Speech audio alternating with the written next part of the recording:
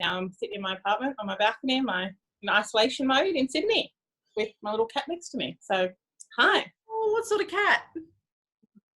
It's a little tortoiseshell. Well, she's not little. Say hi, Peg. So, hello. Hi, beautiful. At least you've got company. So cute. Yeah. Oh, well, I have another one inside somewhere too, so got lots of company. Yeah, well, we could get anything. So at the moment I'm recording this podcast in my brother's bedroom because outside is 5 kids and 4 adults as we wait for the arrival of my niece who's being born via cesarean today. So we are doing proper social distancing. Today, like right now. Yeah. Amazing. So, as I was explaining to Sam before we started recording, we're having a conversation and today has not gone the way I thought it was. I feel terrible. I feel frumpy. Definitely not equipped to be doing a Zoom podcast with one of the most amazing women that I've met. But you know what? I decided to show up and make the best of it. Today was my first day of homeschooling my children and I had high aspirations, as you do when you're an athlete and a high performer. I'm like, yep, I'm going to get them set up. I'm going to get myself set up and it's going to go great. Nothing went to plan. I was feeling very, very violent earlier today. And as an athlete that does a martial art with no kind of outlet, it was a very interesting. It's not a good thing. No. So but as I said to Sam, it's about showing up and meeting the situation as it is, because in the reality of things, it's not how we want it to be. It's about doing the best we can with what we've got. So Sam, I'm really interested to know like who you are and how you kind of show up in the world, because you've got a very public persona, and it'd be really interesting to hear that. Just who I am as a person, really? Or something like that? Whatever you feel like sharing. I know you've got a few different kind of spheres that you would show up to. Do you show up to every kind of environment the same, or are you more of a public and personal kind of two zones? I think it's two kind of different, not different people, but you know what I mean, kind of thing. So like if I do an interview and things like that, like even my husband will come and watch and he'll be like, I spoke really well and everything. He's like, that's like model Sam. And I'm like, yeah, I guess so. But like, so, you know, very professional in what I do and things like that. But at home, like, you know, I didn't look like this 20 minutes ago. just hang out and muck around and just really relaxed and chilled and just like anyone else really. Yeah. So what can you explain a bit of our background and how you got into the career you're in? Mm-hmm. Yeah. I started modelling when I was 13, so that's a really long time ago because I'm 30 this year. I entered the Girlfriend Model Search in 2004, and me, my mum, my little brother went up to Brisbane and stayed the night, and then obviously the model search was the next day.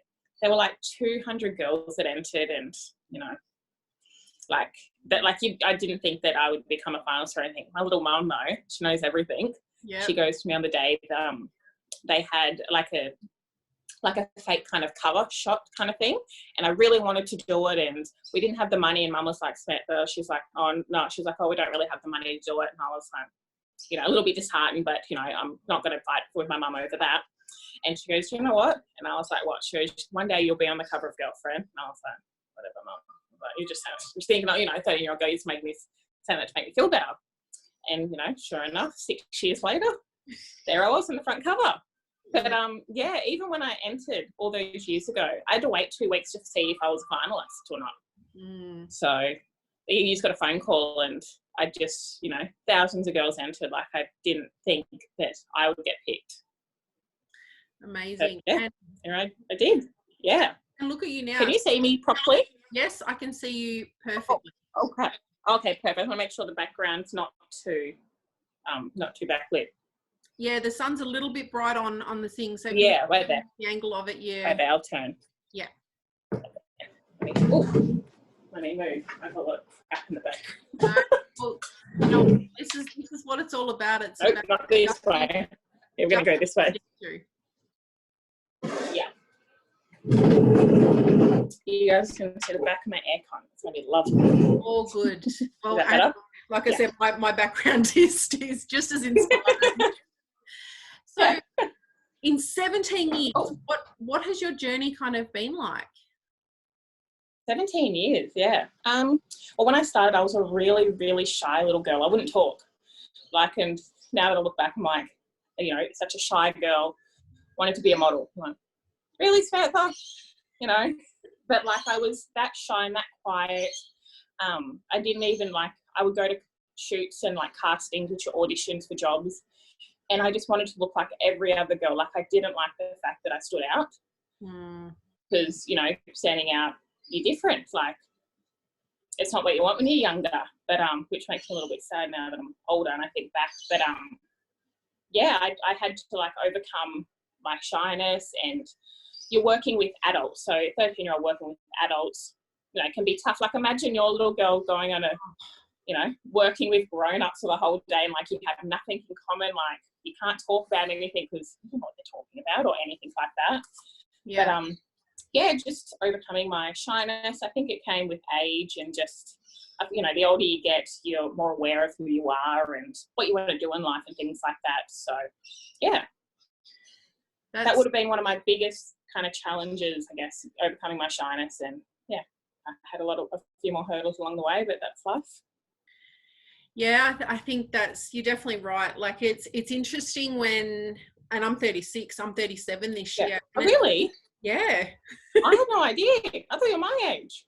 No, I'm years ahead of you, but thank you for the compliment. I always wondered, I was like, how do you have a 13-year-old kid at my house? I was trying to think, I'm like, she must have had her really young. So I'm thinking that you're 30. No, I was, thank you. I was 23 when I had, and then I was 25 when I had my twins. So still relatively young, but not as young as I could have been.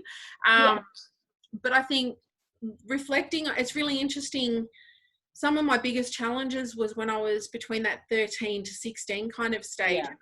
I haven't had a smooth kind of life, but my daughter now and who she is at 13 and starting to see her wanting to fit in and not wanting to be different and stuff like that. I can see how powerful she is, and I've got to balance that need for me to kind of draw that out of her, but allowing her to be who she needs to be, and she'll find that in her own time. Yeah, exactly. You're probably just looking at it going, oh, I know, not know what to do, but you're I've been there, and you're it's a matter of time, and but you got to let her kind of do it herself, and you're like, damn it. Well, I think the one thing I've learned as a mum, the most powerful thing I can do is put other people in front of my kids that I trust. Yeah. That they're more likely to have a relationship with than myself, because they will react because I'm mum. Whereas when it comes from someone else, they'll come to me, Mum, Auntie April said this, or did you know? And I'm like, yes, I did. I told you that about 6 months ago. You didn't listen. Yeah. So we're on the Warrior Dreaming podcast, and I'm really interested to know, in your mind, what does a warrior feel and look, or what does it mean to you?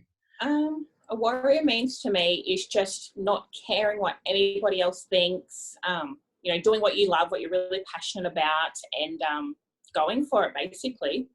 So I feel in this day and age, there's so many people that have opinions, and you should do it this way, you're doing it wrong, and blah, blah, blah, and just blocking those noises out and just doing what you want to do and what makes you happy. And I think it's really powerful when you don't care what anybody else thinks anymore. You know what I mean? Yeah, no, look, and I think that's a really interesting perspective, especially for someone who works in an industry that it's all about what other people think, and it's all a judgment based on your look. So from your journey, how did you get to that point where you've been able to cultivate that in yourself, especially starting in an industry at such a young age when it could have gone so wrong at any different point? Yeah. Well, I was really lucky. I had a really supportive agency. I've been with my agency for 17 years. My mum, she'll call me every day. So I've really grounded family, my husband. So again, having good people around you, as you said earlier. But obviously as my career's gone on, there's been articles, there's been this, there's been that, online people talk crap about you. And I think, obviously at first it's really upsetting. I couldn't believe anyone was saying things like that to me. And, you know, I don't know these people, they don't know me. But I think once, you know, things like that happen, which I wish it didn't, but you learn to deal with it, and you learn to just think, you know what, these people don't know me. I don't even know why they're commenting on me, but, you know, I like who I am. I love the person I've grown up to be. My family loves me. My friends love me. My work loves me. So that's all I need. I don't need some stranger to be like, oh, you're beautiful. So, you know, I've even said to people, like, you know, I get people that go, oh, why is she a model? Or she's a token black model. And yeah, you know, I haven't heard that one before. But it's like, you know, not everyone's cup of tea. Don't care. Like, it's like, you know, love me or hate me. But I feel like the people that are, you know, giving negative energy and negative comments to you, I think it's got a lot more to do with them than it does with you. So, yeah. Yeah, I think that's such a powerful point to make. I mean, and it's such a great perspective, but especially coming from someone who has been in the public eye and is still in the public eye. So someone who's has a very active life. When we first met in person was at the at the NAIDOC Awards. We were on the same table, and my daughter got really embarrassed because I said, when I saw who I was sitting next to, they're trying to take a photo of it to send to my kids, and then I turned around and here is the Sam Harris behind me, and I tried to pretend it was for my daughter that I was taking the photo, and then I admitted and I found Sam such a down-to-earth person and so amazing, because I was like, wow, like this is the level that I'm now climbing to. And I was really excited to ask you to do today's podcast, because there's so many of our, like in the Aboriginal community, we've got so much youth suicide, and we've got so many young people that are lost in general, but particularly in First Nations communities around the world, in Canada and America and in Australia, we get a lot of stigma. I mean, you open up the newspaper and it's always where a statistic or 100%. Or even on ads and that, even my mum's pointed it out, like there's never a feel-good ad with an Aboriginal person or an Indigenous person in it. It's like they're dying from cigarettes, or like it's always like something related, like gambling, or there's something. It's never like it's, I don't know, like, you know, just a great ad in general, just a normal general ad, and there's no Indigenous person in it. It's always, there's something wrong. Yeah, that's actually a really good point. And even my husband's an Islander, and we've been watching some of these some sort of vehicle ad, whether it's Toyota or someone else. Yeah. And the ad is this Islander guy is the Joker in it. He's the guy. Oh, really? Like it's the black guy is the one who they're out camping, and he's the one who trips over the camping line cord, or he's at his boss's house, and it's the white guy who owns the ute. And it's really interesting, because I was reading a study about early America, say in the 80s and the 70s, when all the Western movies were coming, the Western country Western movies were coming out, and the Indian guy or the black guy was always the bad guy, was always like, or the victim, or something like that. Yeah. And people don't understand how much that shapes you unconsciously in your perceptions of someone. So if all we're seeing of ourselves is all this negative stuff, we need to be rescued, we've got all these issues, but then non-Aboriginal people are seeing it as well. I think it's more important than ever. And you and I are both, like, we're both Aboriginal women, but I'm obviously a lot fairer than you, but even your looks, like, have you ever had the comment, oh, you're very pretty for an Aboriginal woman? It's ridiculous. Or they're shocked. They're like, you're Aboriginal? And like, I've had people look at me like, really? Like, yep, like they just, it's ridiculous. Like, you don't go to an Italian, oh, you're really pretty for an Italian, you know what I mean? Or even that's something I also used to find interesting the older I got. You see every other model in the industry, they're just a model, right? I'm still proud of, you know, my title as model, like, but I'm Sam Harris, Indigenous model. Like, they had to label that, which I'm more than happy, and I'm so proud to be. But you know what I mean? Again, it's the labeling. Yeah. Yeah, I think, and it's going to be really interesting when I like to think ahead to, as Aboriginal people, we tend to think a couple of generations ahead and back. Yeah. When is it going to be just Sam Harris, who also happens to be Indigenous, not the And also, when are we going to stop seeing first, like the first doctor or the first person in the family to finish year 12? But the fact that no other culture in Australia has to have a certificate of authenticity. Yeah. So it's just, it's, oh, sorry, you go. How do you find, or how do you feel when you do come into a group of, say, young people or young Indigenous people? Like, how does it make you feel when you're in those kind of groups, knowing the work that you've done and the influence that you can have? It's a little, I get a little bit nervous, like not in a bad way, but like these kids look at me like, you know, like they are mind blown that, you know, well, I've done the work that I've done. I was in the Kimberleys late last year. Went with World Vision and with my mum, because I didn't realise that World Vision goes to Indigenous remote communities. And so we went out there, and I went to one of the schools, and like I think it was a primary school, and these little kids, they were touching my hair. They were getting really close, like they were shocked. Like they were like literally, they were shocked. And I couldn't believe it that, you know, it was lovely that they were very happy to see me, but just shocked that that was me on the internet, or that was me in a magazine. You know what I mean? Yeah. And then, you know, being young Indigenous kids, they were like, that's you. I'm like, that is, like, but they would just, it blew my mind they just didn't think it was real, and they just don't have, obviously, the support around them to, you know, have bigger dreams or aim higher, or, you know what I mean? And also being so remote, you know, they're so far away. It's like no one cares. You know what I mean? Yeah, that's and it must feel like a big responsibility as well. I guess when I was younger, it kind of felt like a responsibility, just in the way, like, I was young and I would go to schools and talk to these kids, but I wasn't much older than them. You know what I mean? Like, kids are 17, I was maybe 20, and it was hard to kind of be inspiring, but also we're the same age.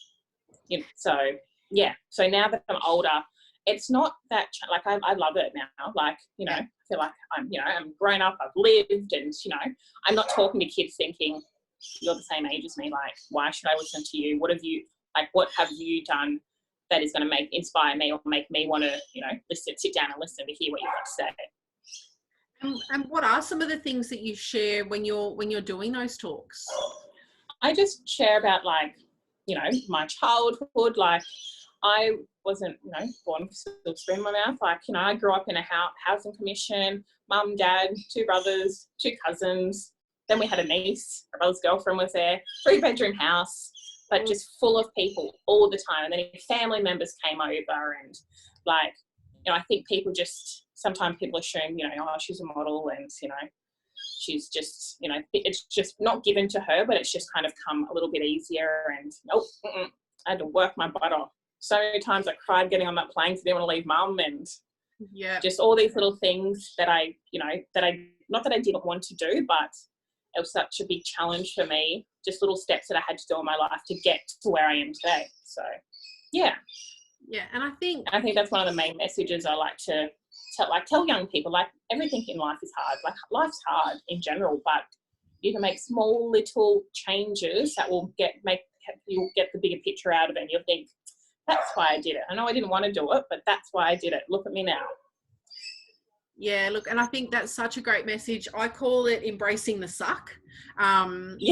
It's like there's things that you have to, like, when you've got a dream or a vision that you're pursuing, there's going to be things along the way that you don't want to do, but that you have to do in order to be able to get to where you want to get to. And I think Western society is not a healthy culture, because it's all about consuming, and it's all about instant gratification. I mean, with phones, if it doesn't load in the first 10 seconds, we're like, oh, it's glitching, it's not working.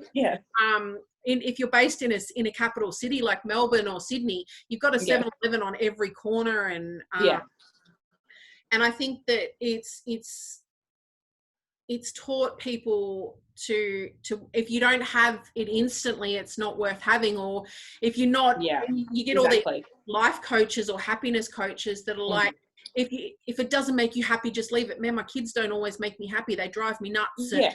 I'm just going to go bye. Oh yeah, I'm just going to go, yeah, you're not, I'm not feeling your vibe right now. I'm just going to dump you over here and live forever. Yeah. And some people do make that choice, but it's not something that personally suits me. And in jiu-jitsu, we learn really quickly that there's certain moves that are painful, but they're not painful enough to quit the fight. And you kind of you get tougher as you go through, and the longer you kind of do it. And I think, and it's really nice to hear other people saying like they've had to do these tough things in order to get to the bigger thing that they want to get to. Yeah. So what would you say have been like some of your, I guess, other challenges that you've faced, and how have the challenges that you've already spoken about defined or impacted you as a person and the path that you've kind of taken and kind of where you want to head next? Sorry. Oh, there you are. You're back. What other challenges have I faced? Definitely when I was younger, leaving mum. Like I went to New York when I was 14. I'd never left the country. I'd never even been on a plane. You know what I mean? That's another one of those, don't really want to do it, but I know, it'll work out well in the end. Trying to think other challenges. I guess also I started modelling when I was 13, so 13 years old. I'm still a young girl, and obviously the older you get, your body changes, which every single woman's body changes. Everyone. I'm not the only one in the world. But being in the public eye, I've had people be like, oh, she's put on weight. Oh, she's bigger. And I'm like, no. Like at first it was really hurtful. You've gone from this size that, is, a child. But, and then everyone's like, not child, but, young girl, no woman. And then people are like, oh, she's fat now and her modelling career's over. And I'm like, at first it was really hurtful, but like, again, the negativity, there's always something. You'll never be perfect in someone's eyes, except for my husband. I'm perfect in his eyes. But buddy, like that's another thing, because now I'm nearly 30 and body's completely different.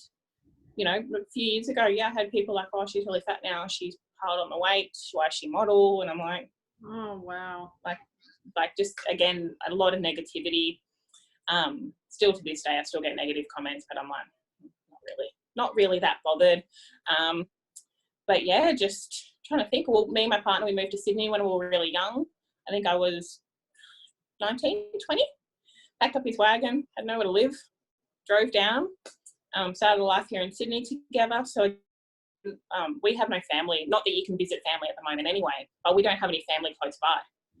Like our family's all in Tweed Heads. So just moving away from family, which I know can be really hard. Well, it is really hard for, young people. It hasn't been smooth sailing, I can tell you that. And how would you say that's helped kind of like grow you as a person, or kind of shape the path that you've taken and how you've taken your path? How's it shaped me? I've definitely, my mum always likes to say that I'm a hard person. She'll be like, Samantha, you're too hard. And I'm like, no, not too hard, in like not nasty. Hopefully no one thinks I'm nasty, but like I've had to be tough, and because I had no family around me, I've had to, just suck it up and just do it, or you know what I mean? Like my mum's really loving and caring, and which I am too, but like, my mum, you can get under my mum and be like, Mum, can I do this? Or, my little brother can get under my mum and, he'll get whatever he wants. Whereas with me, I'd be like, like I'm very stern, very tough.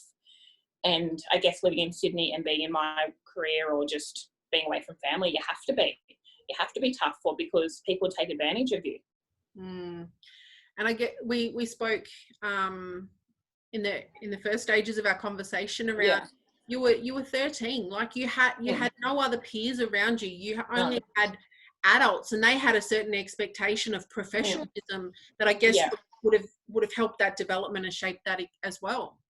Yeah, no, definitely. I remember my agency told me, or they told me a few years back, I was on a job, I can't remember what it was, and I didn't talk because I was so shy. And they called my agency going, oh, I think Samantha's really rude, and like, because I didn't say anything, like literally nothing. And now when they told me that, I go to them, did it ever cross your mind that, again, I was a young girl in a world full of adults and I had nothing to say, and they were like, no, because obviously you're a model. When, you know, you're 13, and they were still very nurturing as an agency, but you're a model. So they don't kind of get that kind of aspect. I hear conversations with professionals that work with young people, particularly in corporates and stuff like that, that are really interested in stepping into the Indigenous space, and they go, oh, I've met with like this young person and they seem really closed off and really like Aboriginal. And I said, have you thought that I'm very much more my European side in terms of being a lot more out there, a lot more ambitious and stuff. But culture, a lot of our mob, shame is a big word that you'll hear a lot of young mob use. And they don't have like solid eye contact and they put their heads down and stuff. One, where they're very culturally shy and quiet anyway.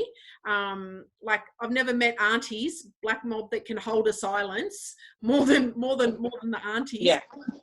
Also, there's cultural aspects that you have to overcome, as the cultural differences as well. Yeah, of course. Yeah, which people, they don't even understand, or not even that they don't understand it, they don't try to.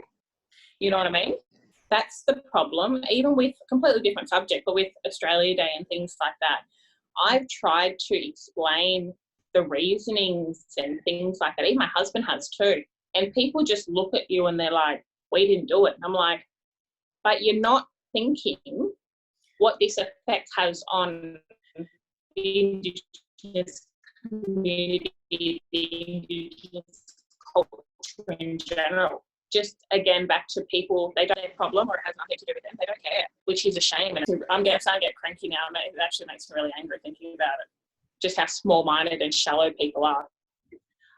I think it's very egocentric as well, but I can understand, I can stand my ground with the everyday individual, because where are they getting their information from? But exactly. I had to pick my battles. You got to pick your battles when it comes to certain things. It's like, particularly when you start to want to take things on, or you want to create an impact, you got to go, okay, which battles are worth fighting? Because I've only got so much energy. Yeah. When you've got a government that refuses to budge on these things and go, oh, we're going to spend millions of dollars on erecting a Captain Cook memorial or a museum, when we're still fighting to protect 60,000-year-old heritage sites, so the oldest living sites in the world. But because it's not the pyramids, it's not the Leaning Tower of Pisa and all these sort of man-made things, we lived in harmony with our environment. We adapted. We only took what we need. Exactly. We don't own land. The land owns us more than anything. I think people don't want to give up that sense of entitlement and that sense of ownership in a Western culture. And I've been saying for a couple of years now that I strongly believe that our culture holds the solution to current first world problems. Oh, 100%. War, just like even the bushfires in general, like that all went on, which was very terrible and heartbreaking. But I saw on the news, or I think I saw it online, an Indigenous man showed them how they used to backburn and things like that back in the day. And, you know, again, they never had anything like that, and just greed. They weren't great, as you said, we took what we needed, like, you know what I mean? Yeah. And it just blows my mind how just... How do you hold those two spaces, Sam? Like, I mean, you've got to show up and you've got a job to do, but then you must have people who make really insensitive comments and stuff like that. Yeah. Now, I can say from experience that I remember when I was 30, and as I said, I'm now turning 37, and it's another new chapter as well going into it. As you start to find your footing, you care less what people think, you really become more anchored in your sense of self and being in the world. How do you kind of hold those two spaces? I guess when I was younger, if there were things that were said that, you know, anything about the Indigenous culture or anything like that, I guess when I was younger, I didn't say too much. One, because I was really young, and two, I didn't like the conflict, or I just didn't like people disagreeing, and, you know, you're still a young girl. But now that I'm older, and if I hear someone just say something that is so stupid, or you just think you're an arrogant person, I definitely voice what I've got to say. Like, it's not you know, I'm not yelling, I'm not screaming, but I'm, you know, the thing with how everyone thinks, oh, Indigenous people get given everything, you know, that kind of stigma. It's like, everything you hear I had to buy, but like, you know, I mean, just stupid little comments, or just, you know, oh, what's their problem? You know, they said sorry. All right, can I punch you in the face and go, oh, sorry, I didn't mean it? You know what I mean? Like, storm your home, take your children, because we want them to be like, well, okay, look at Australia's fear right now that China's trying to do a takeover bid to Australia. Yeah. How would current Australians, and I'm talking majority white Australians, or Australians that come from a European background, that have this sense of entitlement, and that tell us to get over it, or tell other refugees and immigrant people to fit in with us or go home. How would they feel if China came and took us over and go, actually, we want your kids to be more Chinese, we don't like that culture, so we're going to take your kids and put them in orphanages? What would be the reaction then? Yeah, exactly. Like, then, well, they wouldn't even, they're that small, but they wouldn't even think, oh, maybe this is how the Indigenous people feel, or, you know, this is how the Native American people feel. Like, I think maybe 3 or 4 months ago, I had my mum down, and, you know, having dinner one night, she was having a few drinks, and she goes to me, she goes, oh, Samantha, I want to go to the home I was taken to as a kid. And I was like, oh, okay, Mum, because she was taken to the Bomaderry kids home. So that's not too far. So from Sydney, I think it's like a 4-hour drive.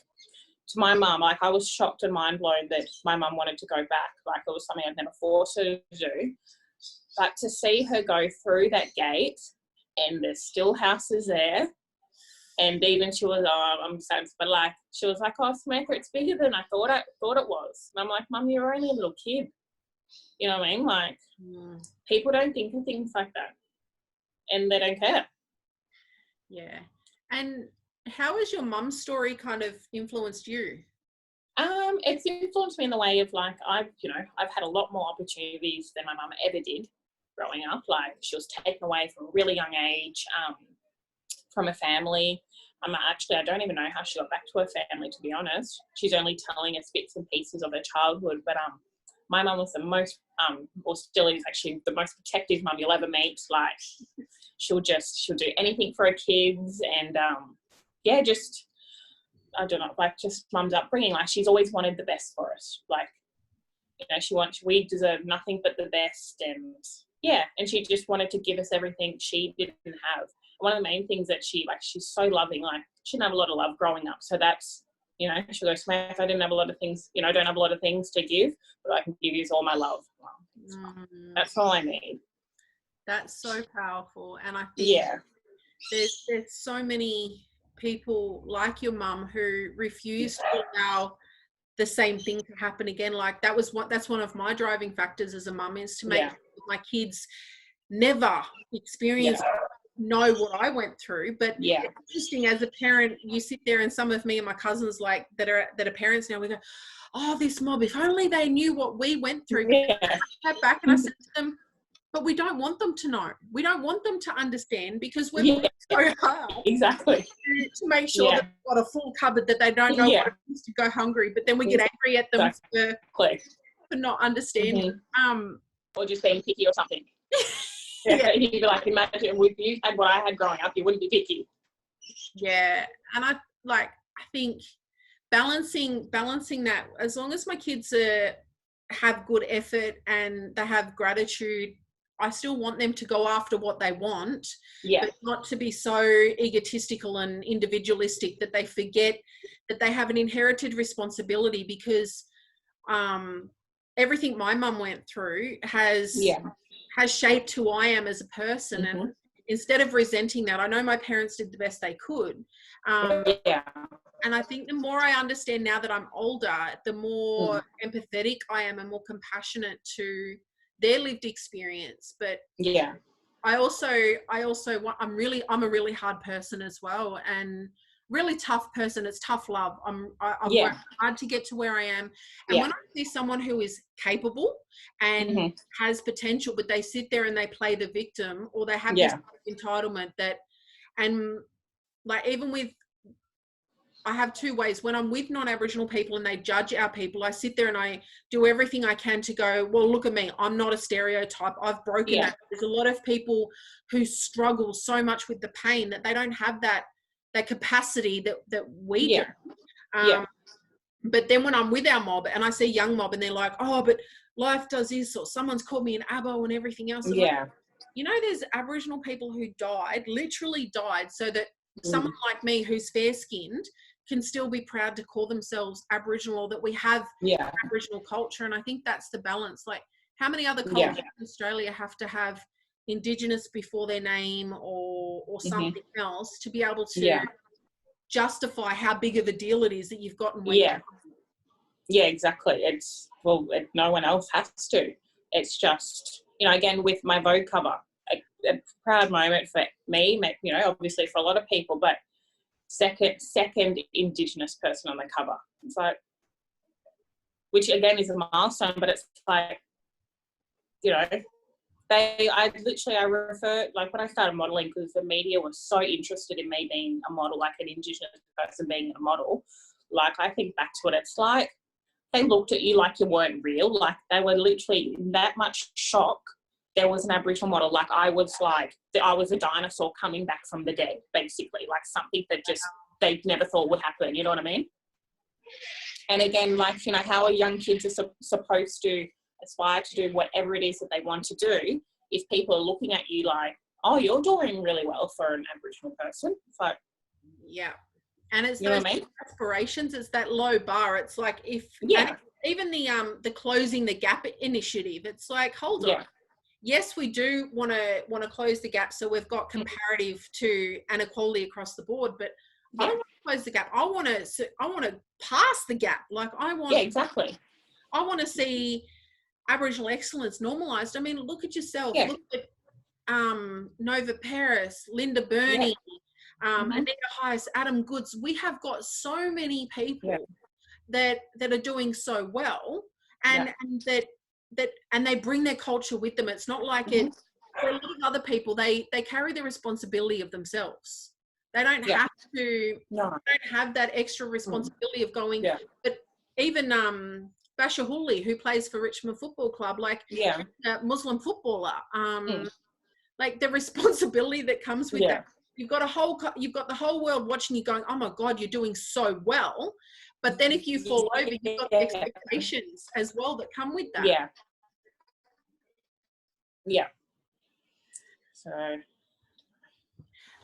So yeah, I mean, it's interesting. We're talking about like, it's called the Warrior Dreaming podcast. What does dreaming kind of mean to you, considering our culture or our spirituality, our religion is called the dreaming? Like, what does dreaming mean to you, and how important has it been to you in pursuing your life path? Dreaming, I guess. Well, for me personally, I think dreaming was, you know, I was this little girl and I had all these big dreams of being a model. I only thought that I'd be like, you know, I just wanted to be in like Kmart catalogs and things like that. I never thought it would be anything like this, but I think back in just little Samantha, a little shy girl, just wanted to, you know, I wanted to be like Tyra Banks and Naomi Campbell, because they were the only dark girls that I could see in the modelling industry. But just, dreaming was when I was yonger, I wanted to be a model. But as I got older and I got into the industry, it was so much more than that, than just, you know, taking a nice photo. I also wanted to, again, thinking later on in life, be someone that's, you know, young kids aspire to be like me, to follow their dreams. And, you know, they don't have to be a model, but they can just be, you know, whatever they want to do in their life and things like that. And I just want to continue and hopefully continue to aspire, you know, young boys, young girls. Like, the bar's not here. Like, the sky's the limit, basically. You know what I mean? It's just how far you want to push, how much more you want to go. So how has the current situation kind of affected you? Because, like, you're a model, you're used to traveling and being really, really active and going to events and stuff like that. How has the current situation affected you? It's been tough. I'm sure it's been tough for everybody, so it's not just me, but there's no work at all, obviously, because we can't leave the house, and, you know, this virus is very serious. And just, you know, I can't see my family, which a lot of people can't see their family, but knowing my family is so far away makes it a lot harder. I was only thinking yesterday, I was thinking, I really miss my mum. Like, you know, just to be near my mum or, you know, be near family or anything. I think that would be the hardest thing because it's just me and my husband here. Like, you know, it's just, yeah, like your life's turned upside down, inside out. I've just got to try and make have a routine, make normality of something that's not normal. It's not forever, but, you know, I'm sure it's quite easily, you can slip into like negative kind of persona and just, you know, everything's too hard and just, you know, there's a lot more people out there that's worse off than me at the moment. You know, I can't leave my house. Oh no, poor me. Like there's some people that don't even have a house or anything, you know, anywhere to live. So I think it's just making the best of the situation, or, you know, yeah, making the best of the cards that you dealt, basically. Yeah, amazing. Yeah, and I think, like you said, being away from family, not having access to your normal routine, and yeah, that, particularly as people who both like to exercise and getting those. Yeah. Have you tried any like new home workouts or kind of anything else to kind of keep yourself active? I've done like my own kind of circuit at home, and the home workouts, like it's killing me. It's so unmotivating to be doing burpees in my bedroom. It's like not motivating at all. But what have I been kind of? I've been cooking a lot.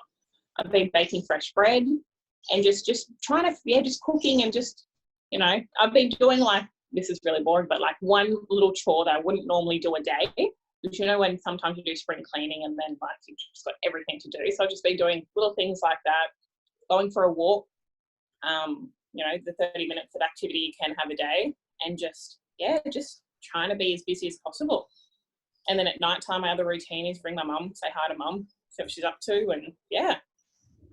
Yeah, it's, like you said, it's definitely interesting times. So what are your kind of, I guess we don't know when we're going to come out of this or what the world's going to look like, but what's your hope, or what kind of would you want to be focusing on once we kind of come out of the other side of this? The world's found a vaccine and we can kind of start to, because I know a lot of people are going, 2020, new decade, I'm going to use the year to set up the foundation for the next 10 years, and you're turning 30 this year. So kind of what's your vision for yourself for kind of like the next decade post-COVID?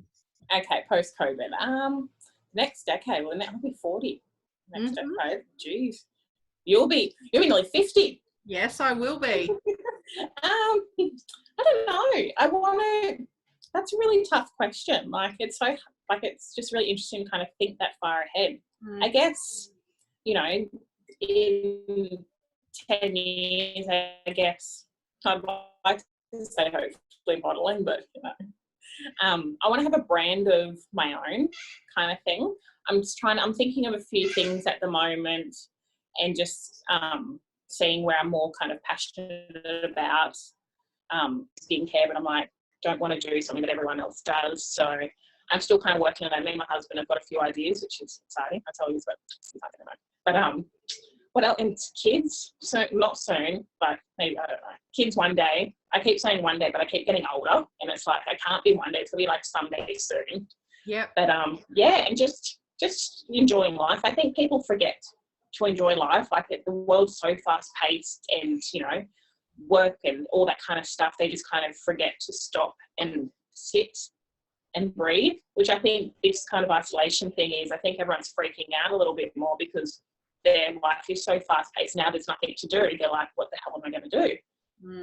So it gives them time to themselves, I guess, which I guess is that's one blessing in disguise. So no, that's fantastic, and that's really exciting where your brand is going to develop and kind of what are the opportunities. And I think there's a lot of people who aren't used to just sitting with themselves and aren't used to sitting still. So it's going to be really interesting. Like right now we're so focused on the virus and the infection and stuff, but there's also so many other challenges, the flow-on effect of mental health, well-being, and other things that are going to come out of this. I mean, what would be one of your tips for being a warrior or a person who's had challenges and who has continued to pursue their dreams and live their dreams Mm-hmm. Beyond anything you expected. Like you said, you just wanted to be in a Kmart catalogue, and now Yeah. you've graced the cover of Vogue. You've been to New York. You've traveled the world. Like, what would be a tip that you would like to or give to someone about following their dreams and kind of dealing with hardships and challenges? Advice I would give, it's just, if it's something that you want to do, keep this, like, you know, just keep pushing and pushing. You know, life is hard. It's really hard. Like, I'd like to tell people that, you know, life is easy, but, you know, it's hard. Like, you know, from a young age to when you get older, you know, there's always something that's an obstacle that you're going to have to overcome. And it's how you deal with it, which will shape the person you are, and you'll grow from it, and you'll look back and be like, oh, I can't believe, you know, that was really hard for me then. Like, you'll grow as a person, and just, yeah, I don't know what else to kind of say. Just keep going, basically. Don't stop. Things are going to get hard. It's going to get tough. You're going to cry. You're going to, you know, want to hit something, but you just got to keep going. You know, as you said, like, our people didn't die for no reason, you know, because of them, we're here, we are able to, you know, do our careers, you know, follow what we love to do. And that's what I want to instill in the young people today. Like, you know, we're an amazing culture, amazing people. Like, let's show the world. You know, I don't want, in 20 years' time, I don't want people to be like, oh, you know, you're doing really well for an Aboriginal model, Aboriginal doctor, or something like that. I just want it to be like, good on you for, you know, following your dreams. That's it. Not any race, any culture, or any race kind of involved in it at all. I think that's a fantastic advice, and it's a fantastic vision. I just want to say thank you so much, Sam, for Thank you. For your time today, and the adjustment and being so flexible and stuff. And welcome to Zoom, and well done on you. Yes, I had no idea what it was.